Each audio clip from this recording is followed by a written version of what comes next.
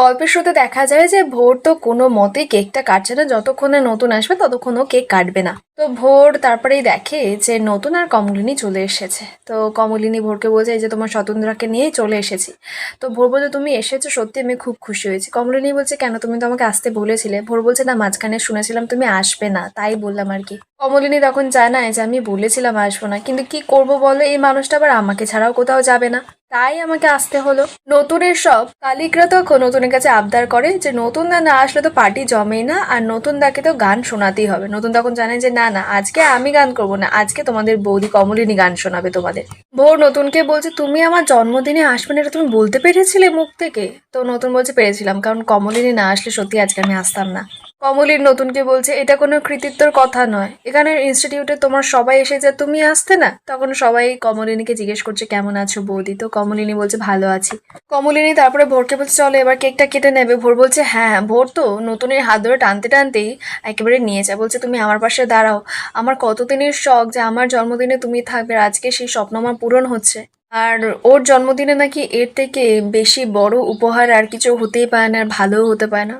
নতুন খুব রেগে যায়, বলছে এত বেশি বাড়াবাড়ি করো না তো, তুমি একজন টিচার, নিজের মান সম্মানটা বজায় রাখো।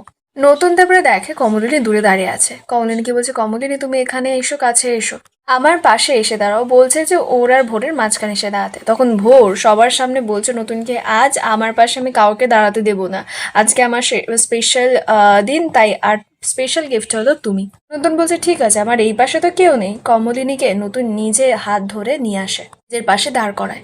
ভোর তারপরেই কমলিনীকে জানায় তুমি জানো কমলিনী দিক, আমি আবারও এখানে থাকার সিদ্ধান্ত নিয়ে নিয়েছি, একেবারে পার্মানেন্টলি।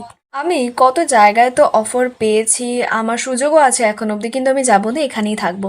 কমলিনী জানে কি তোমার তো এখন খুবই কম বয়স, এখন যদি সব দিকটা তুমি এক্সপ্লোর না করো তাহলে জীবনের কবে করবে। ভোরের তো বোধগান একদম নেই, বলছে এখানে তো স্বতন্ত্রতা আছে, তার জন্যই আমি যাব না। কার কি খারাপ লাগলো কি লাগলো না সেসবের ভোরের কিচ্ছু যায় আসে না, ও শুধু স্বতন্ত্রতাকে নিয়েই পাগল। এটাও বলে যে আমি যা শিখবো বা যা শেখা বাকি আছে সবটা তো স্বতন্ত্রতার থেকেই আমি শিখবো। আর এই ছোট্ট গণ্ডির মধ্যে যদি সবকিছু পেয়ে যাই তাহলে বেকার এত দূরে দূরে ক্যাম্পাসে এসব জায়গায় গিয়ে কি লাভ আছে বলো তো। তখন একজন কালিগ কম ভোরকে বলছে যে তুমি যদি সারাক্ষণ স্বতন্ত্রতা স্বতন্ত্রতা করো তা আমাদেরও তো একটু জেলাস ফিল হয় তাই না, কারণ স্বতন্ত্রকে তো আমরাও ভালোবাসি, আমাদেরও কিন্তু একটু জেলাস ফিল হয় তুমি যদি সারাক্ষণ এরকম করো। নতুন তারপরে বলছে তা আমি তো একটা কথাই বুঝতে পারছি না যে কেকটা কি এখানে কাটাবে নাকি এইভাবেই দাঁড়িয়ে দাঁড়িয়ে শুধু কথা হয়ে যাবে।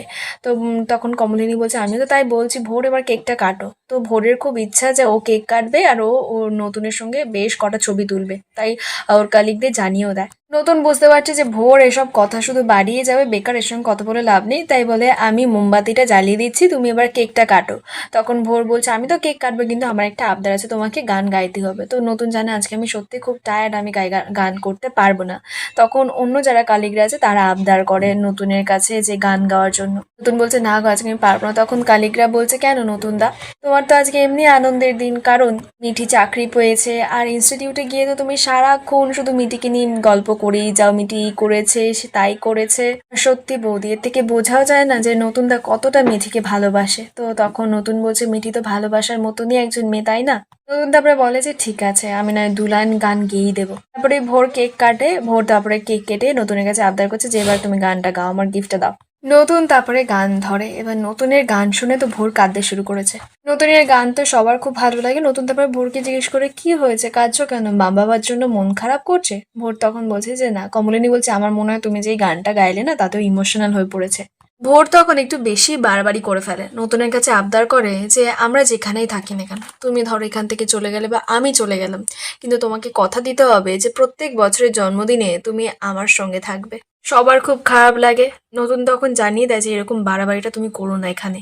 আর 1 বছর পর কি হবে সেটা কেউই জানে না, তাই নতুন প্রমিস কি করে করবে। আর ওর এরকম ছেলে মানুষই প্রমিস নতুন করতেও পারবে না, মুখের উপরেই সরি বলে দেয়। সবাইকে তারপরে ভোর কেক দেয়, তো কমলিনী একটুকুনি নেয়, বেশি খায় না। নতুনের কালিগরা তারপরে কমলিনীকে বলছে বৌদি আজকের এই শুভ দিনে আমাদের এক গান শোনাবে না তুমি? তো তখন কমলিনী বলছে আচ্ছা ঠিক আছে, তোমরা যখন এত আবদার করছো আমি একটা গান শুনিয়ে নাই দিচ্ছি তোমাদের। কমলিনী তারপরে চেয়ারে বসে, বসে গান শুরু করে। নতুনও বসে সোফাতে, তখন ভোর এসে নতুনের পাশে বসে। একেবারে নতুনের গা সেটে, নতুনের সেটা একদম বিরক্ত লাগছে, ভালো লাগছে না। তো নতুন যখন উঠে যাবে, ভোর তখন নতুনের হাত ধরে বলছে কোথায় যাচ্ছ। নতুন সঙ্গে সঙ্গে হাতটাকে ছাড়িয়ে দিয়েই বলছে যে গানটা ওখানে গিয়ে শুনবো। নতুন তো উঠে দাঁড়ায়, তো ভোর জিজ্ঞেস করছে নতুনকে তুমি কি আমার উপর রেগে যাচ্ছ। নতুন আর কিছু বলে না, এদিকে কমলিনী সেটা দেখে। ভোর তারপর লক্ষ্য করে যে নতুনের পাঞ্জাবিতে কিছু একটা লেগে গেছে, তো ও বলছে কি লাগিয়েছো এটা। ও সঙ্গে সঙ্গে ওর শাড়ির আঁচলটা নিয়ে মুছতে শুরু করেছে। নতুন তখন ভোরকে বলছে ঠিক আছে আমি বাড়িতে গিয়ে ধুয়ে নেবো, এই বলেই ভোরের হাতটা সরিয়ে দেয়। ভোর তো তবুও যে দেখিয়ে বলছে কেন আমি কি একটু মুছে দিতে পারি না, কি হয়েছে, কি বাজে লাগছে দেখো, কি একটা ফেলেছো।